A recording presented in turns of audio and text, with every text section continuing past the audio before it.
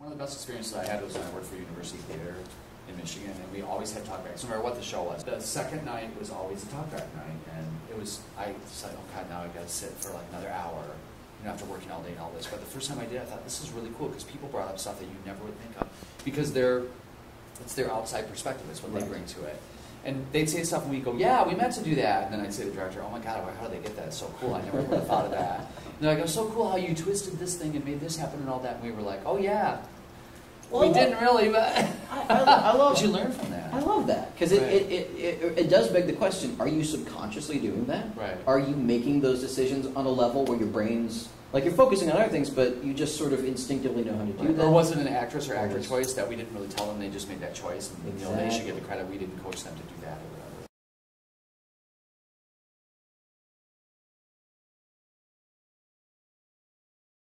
Is all the subject matter, you know, like high school age appropriate? I would say it's definitely, well, it depends on what high school you go to. But I would say it's definitely, you know, upper high school level. I think probably the hardest word in it is shit. One of the songs is about two folks who meet in the bar and think it's a great idea to go home together, and then the next day when they kind of sober up, they go, oh man, this could have been good. What did we do? One called Just Us, which is from an operetta called Katrina, which is a young African-American father singing to his child, trying to explain, you know, that his mom's been washed away in the flood, and, you know, how this is going to change everything. Theater ballads really touch me, and especially if it's a pertinent subject, which that song is obviously still fresh in our minds. Anything about that, stuff about 9/11, stuff about, you know, things that have happened that have been damaging to our culture. Free Like Dorothy is kind of about 9/11. I mean, it really is. It's a woman who ran away from 9/11 and is thinking about like giving up her life because people think she's gone. And She Hates New York, although it isn't about 9/11, is all about sort of this emptiness that has happened in New York and the feeling of loss told through a very specific story. So there's some things that are definitely more adult matter, and there's other things that are more, I think, young people can really appreciate, like One Always Mine, which is just about how it feels to suddenly be like, massively in love, and how it just obliterates all your thought, and it's like, oh my God, I'm in love! So there's a variety.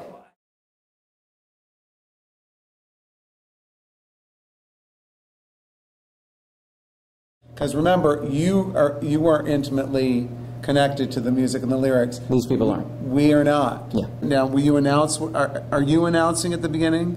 Are you saying anything at the beginning? Yeah, I figured I'd say a little something. Audiences want to know what's going on. You should explain to them what the purpose is. That's what I have in the playbill. I can go bring you a copy and show you what it looks like, but there's a whole thing I wrote that explains what the show is and the songs, where they're from and why they are the way they are. Okay, and what is it you want from the audience? Does the program say that? Actually, I have an insert that I'm putting in each program which has questions on it, specifically like, which song was your favorite, which song was the least, do you think it's too long, just right, too short? What would you like to see more of, less of? That way, I'm encouraging people, and I want to like supply pencils and things at the beginning so they can write down their thoughts and drop that sheet of paper off after the show is over. So rather than commenting at the end of the show? No, we can still comment, but for the people who don't want to speak, that's a really nice way for them to be able to write down what they think.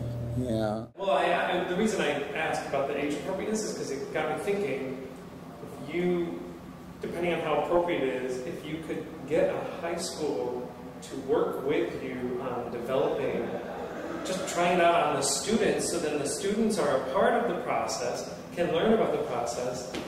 Maybe college, depending on the subject matter, so maybe college age would be more appropriate, if any of the... Well, you know, the very first workshop is happening at Manatee School for the Arts, which is, I mean, still probably one of the best charter schools in the state of Florida. It's you know, 6 through 12. It's an amazing school, and that space is beautiful. Obviously, you know, if Scott Keys or someone at one of the other really fine performing arts schools around here was interested in putting it on, I know high schools have done Songs from the World, and that has some subject matter which is even darker. With Jason Robert Brown is, I think the reason he became popular is because there were recordings. If there hadn't been a recording, nobody would do his stuff because it is so complicated.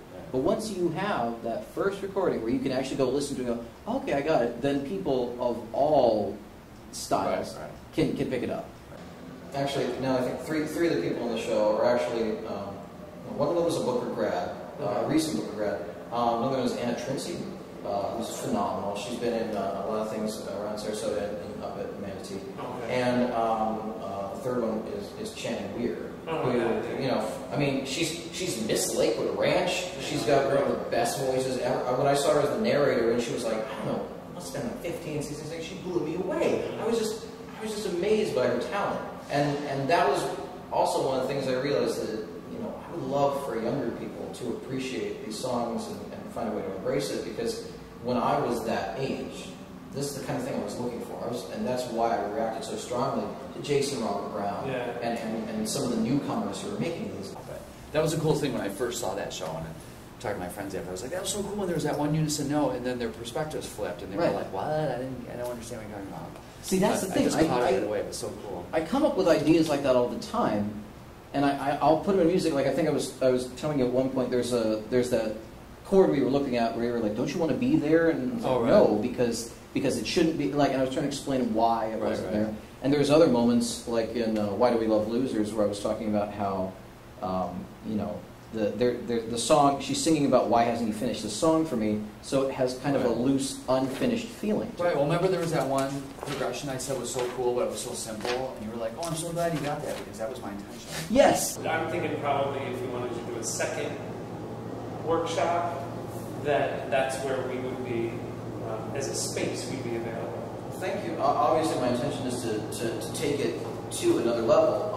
One of the things that is and has been a big part of this is that, unlike reading, you know, the musicians, which make the piece come alive, it's hard to nail them down. They're usually very busy, and it's hard to take so much time away from their schedule.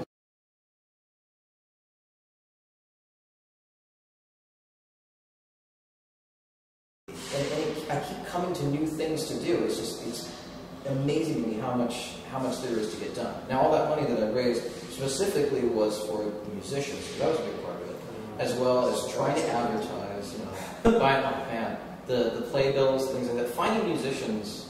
I mean, I have one of the best drummers in both counties. It's phenomenal. The musical director Aaron Cassette is wonderful.